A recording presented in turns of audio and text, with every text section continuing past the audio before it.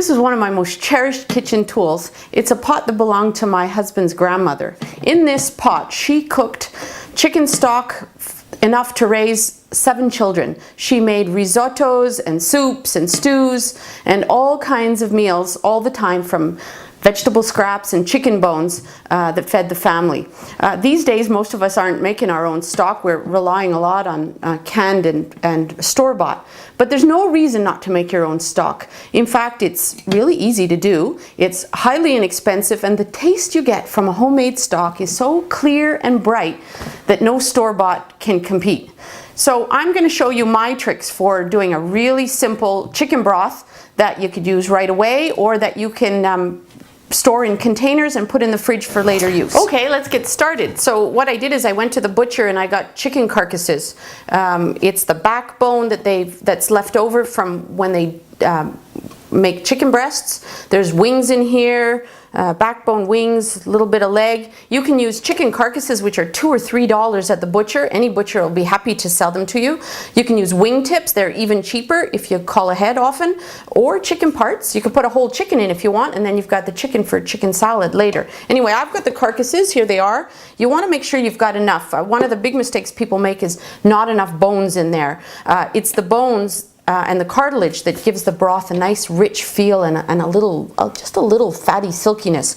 So I've got in a pot for about 16 cups, 18 cups, I've got 3 big chicken carcasses. So I've got that in here. I'm going to dump my chopped vegetables. The mighty triumvirate of the chicken broth is onion, carrot, and celery. Really, the magic of it all is that it doesn't really matter how much you use. You just want enough so that it's rich. The other nice thing is that the onions didn't need to be peeled. The peel gives a nice yellowy golden color. So I'm just going to dump that all in here. And then I'm going to fill the pot with water. What you want is for the water to cover the chicken and about an extra 2 inches. That's good. The only other thing we're going to add now is a handful of parsley and bay leaf. I like bay leaf. 3 bay leaves, maybe some thyme. About a teaspoon's worth of peppercorns, whole peppercorns, and salt. Now you got to really be careful for the salt. Not enough salt, and it's dull and lifeless.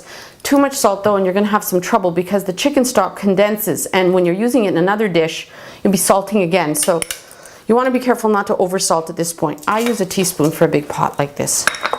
Okay, now it's going on to the stove. Gonna bring it to a boil.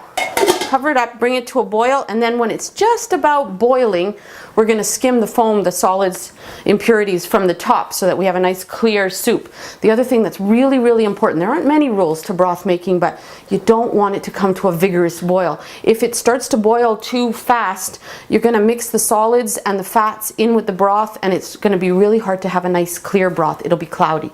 So we'll be careful of that. As soon as it just barely comes to a boil, I'm going to take it down to a low simmer, what the French call a smile.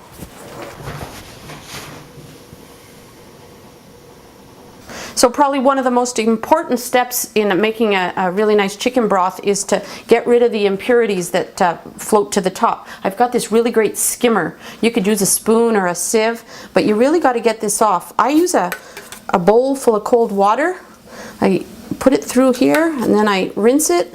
And you want to do this before it comes to the boil so this stuff doesn't get turned into your liquid. You see? There we go. And that's going to prevent the broth from getting cloudy.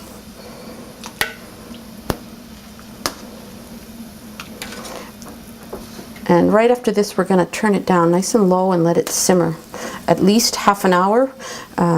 45 minutes, but up to 2.5 or 3 hours. Some people like to really condense their broth. It really enriches the flavor. So I strained the chicken stock last night and put it in the fridge, and the fat at the top I was able to remove. Now I've got it boiling hot and I'm going to make a stracciatella soup. That's an Italian comfort food. Stracciatella means torn. So you take, it's an egg drop soup is what it is. So I've got this boiling hot broth, and I'm going to take 2 eggs and beat them up with a lot of parsley, fresh parsley, very finely grated, and a lot of Parmesan. I want it to be good and thick so it really holds its shape when it gets into the soup. So I've mixed this all up, and now I'm going to put it into the broth, and I'm going to whisk the whole time so I get shreds. Here we go. Oh, that's beautiful.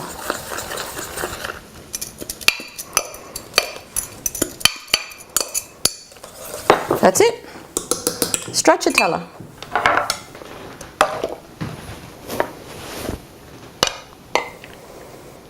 Oh, that's absolutely beautiful. Nothing like a homemade stock for a stracciatella.